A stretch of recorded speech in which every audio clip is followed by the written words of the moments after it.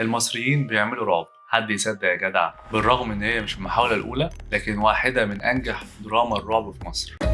محدش فينا عارف الأوضة دي ايه. في اللي قالوا إنها ملعونة، اللي دخلها وخرج منها من غير ما يشتكي.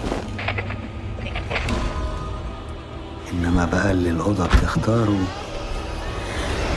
بالرغم من صعوبة تحويل أي عمل روائي لعمل درامي مصور، الغرفة 207 واللي اتبنت على أساس رواية العراب أحمد خالد توفيق سر الغرفة 207، وده تاني عمل يتشهر بالشكل ده ويكون مبني على رواية للعراب بعد إنتاج نتفليكس ما وراء الطبيعة. حجم شهرة رواية ما وراء الطبيعة ورفعت إسماعيل وحجم قراء الرواية والمتشددين لها عمل حالة ضخمة من الانتظار والتوقعات لا تقارن برواية سر الغرفة 207. نرجع للغرفة 207 واللي برضه كان فيها تحريفات عن الرواية الأصلية، بس مع سيناريست زي تامر إبراهيم واللي كان تلميذ للعراب واللي شارك معاه في كتابة أعمال روائية. فكل تحريف وإضافة حصلت في القصة طلعت بشكل احترافي وانسيابي وأقنعنا كلنا. غرفة 207 غرفة الفندق اللي بقى ليها شخصية في المسلسل تمثلت برهام عبد الغفور اللي أبدعت فعلا في أداء الدور، وهتشوفها فعلا هتخليك تترعب. جمال speaking, how can I help you? انت عايز تشتغل ريسبشنيست هنا باوتيل سي؟ شكلك متعين جديد هنا، لسه بتتعود على المكان. عايز تشتغل هنا تقف مكانك ما تتحركش منه. لو حسيت انك متضايق، شفت حاجة غريبة. حاجة غريبة زي ايه؟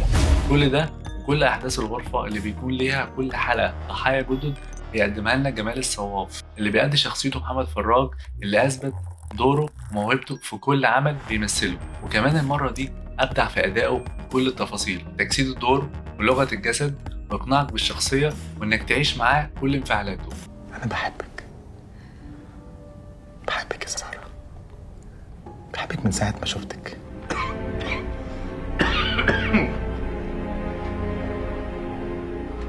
في حد قفل الأوضة دي وبنى حيطة على بابها علشان محدش يشوفها.